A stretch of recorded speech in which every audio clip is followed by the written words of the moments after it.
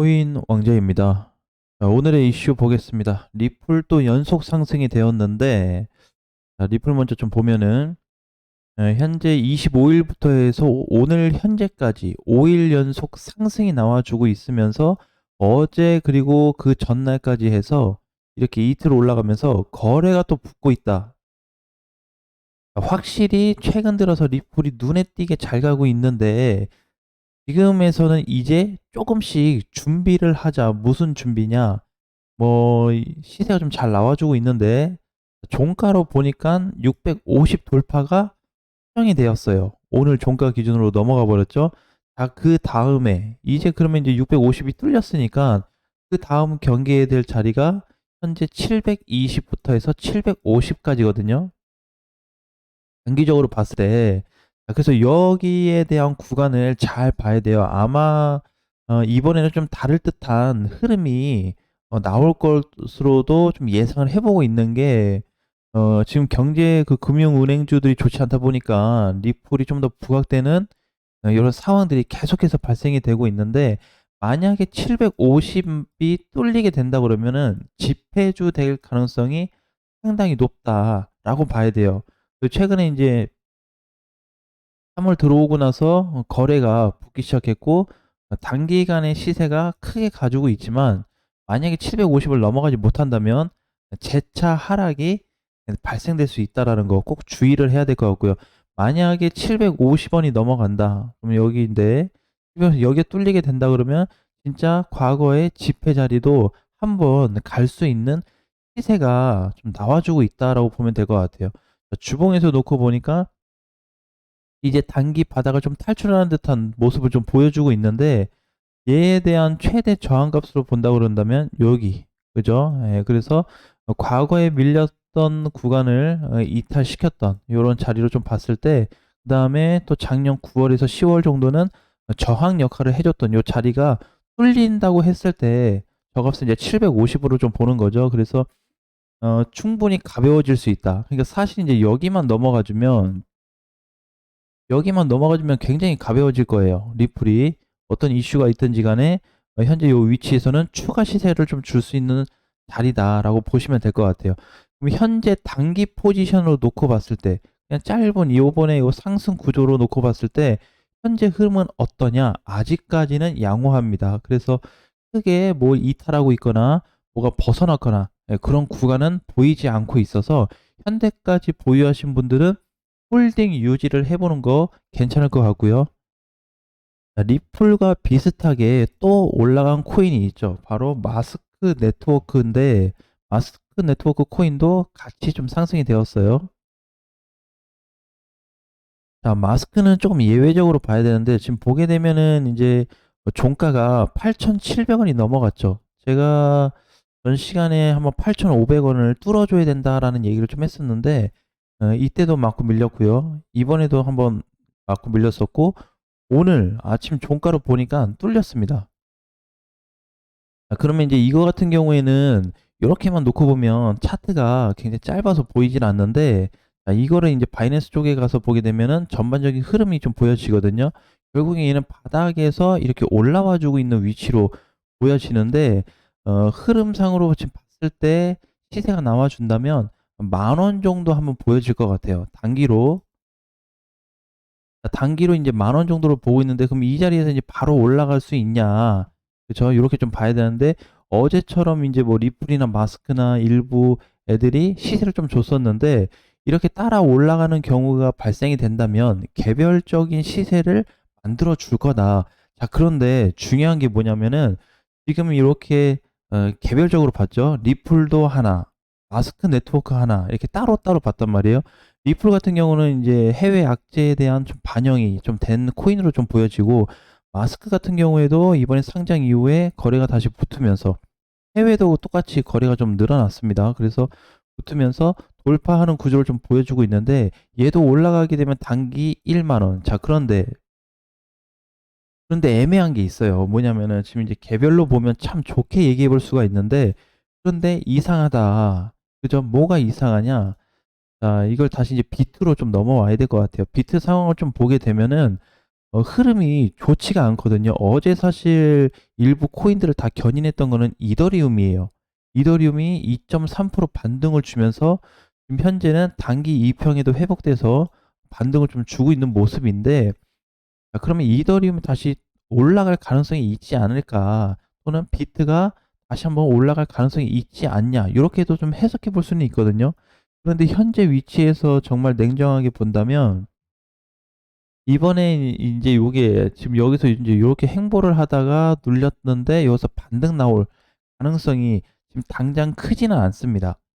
그리고 만약에 저렇게 나온다 그래도 큰 거래가 반드시 동반되어야지만이 다시 뭐 3,900 이나 4,000을 한번 시도해 보지 않을까, 그렇게 보여지는데 현재로서는 쪼끔 어려워 보인다. 자, 그래서 우리가 오늘 얘기했었던 리플하고 마스크 네트워크 참 괜찮은데, 얘네는 그냥 지금 시장과 무관하게 가기 때문에 그냥 개별적인 흐름에 맞춰서 가는 게 맞다라고 좀 보고 있고, 나머지 외 코인들은 사실 그렇게 썩 좋진 않았어요. 왜냐면은 뭐 퍼센테이지가 많이 올라간 것도 아니고 그냥 적절선에서 좀 올라갔죠. 솔라도 장중에 급등은 나왔지만 밀려서 10 에서 끝났고, 그쵸. 인제 요것도 좀 다시 보긴 해야 되는데, 텍스도 마찬가지고 그냥 일시적인 반등. 어제 인제 좀 수급이 있던 애들이 요 정도밖에 안 돼요. 그러니까 눈에 띄게 좀 센 거는 지금 리플하고 마스크밖에 없거든요. 자, 그래서 얘네는 이제 개별적인 어떤 흐름으로 좀 봐야 되고, 비트가 만약에 꺾이게 된다면 마스크하고 리플도 다시 빠지긴 할 텐데, 아직까지는 안전 구간이 아니다. 그러니까는 지금 아무리 이더가 올라가고 비트가 올라가도 여기에서 일정 구간을 지금 넘어주지 않으면 무거워 보이는 자리이기 때문에 추가 하락도 열어놔야 되거든요. 자, 그런데 여기 보게 되면은 지금 이번에도 좀 봤지만 이렇게 붕괴되고 나서 뭐가 발생됐죠? 잠깐 반등됐죠. 그죠? 이렇게 그림 그려보면은 눌렸다가 횡보했다가 다시 급반등. 그러다가 다시 눌렸죠. 이번에도 똑같은 흐름을 지금 보여주고 있거든요. 이번에도 붕괴됐다가 지금 반등 중. 그래서 이게 지금 찐으로 가고 있다라고 얘기할 수가 없어요. 그리고 이제 해외 거래소나 이렇게 좀 전반적인 시장을 좀 고려해서 따져봤을 때는 지금 밑으로 눌려주고 있는 시세에 있기 때문에 안전하지는 않다. 자, 그러면은 인제 지금 1 시간 분봉으로 좀 얘기를 하고 있는데, 자, 그러면 어느 쯤에서 좀 돌 가능성이 있냐, 인제 요렇게 좀 봐야 되겠죠? 지금 현재로서는 오늘 반등을 세게 주면은 요 정도까지 올라올 수 있습니다. 한 3,600 후반 정도? 그러니까 3,600 뭐 70만 원, 80만 원 요 정도 자리가 좀 될 것 같아요, 대략적으로. 자, 그러면 이제 거기에 만약에 도달을 하거나 오게 된다 그러면 다시 시장이 안 좋아질 수가 있습니다. 조심해야 돼요. 근데 인제 만약에 여기 구간을 만약에 뚫리면 어떡하냐. 뚫릴 때도 거래가 어느 정도 실렸는지를 좀 봐야 돼요. 앞전 거래하고 비슷하게 나오거나 이러면 좀 안 되고, 앞전 거래 터진 거에 2 배에서 3배 정도는 나와 줘야지 넘어갈까? 다시 한번 그림을 만들어 줄까 좀 생각을 하는데, 그렇지 않을 경우에는 다시 재차 하락이 나올 수 있어요. 인제 이런 식으로 밀리는 거죠, 이렇게. 그죠? 뭔가 가는 둥 하면서 이렇게 갑자기 훅 빼고 또 요런 그림이 좀 만들어질 수 있다. 그래서 지금은 어떻게 보면 뭐 시장이 좋아요, 사실. 나쁘지 않은 시장인데, 요 시장 상승 중에 요 일부가 얼마만큼 조정받을지 모르다 보니까 요거를 쪼금 '피해 갔으면 한다.'라는 차원에서 좀 말씀을 좀 드리는 거예요. 자, 그래서 지금은 이제 요렇게 보잖아요, 요렇게. 요렇게 보면은 전반적인 전체 시장이 지금 요렇게 올라왔습니다. 올라왔다가 상단에 부딪히고 이제 살짝 내려왔네. 요 정도에 있거든요. 그런데 요게 지금 빠질 폭으로 보면은 요만큼이 있단 말이에요, 빠질 폭이. 뚫을 위치는 가깝고 빠질 위치는 깊습니다. 근데 빠질 위치에 대한 포지션이 더 높은 상태로 나타나요, 현재까지는.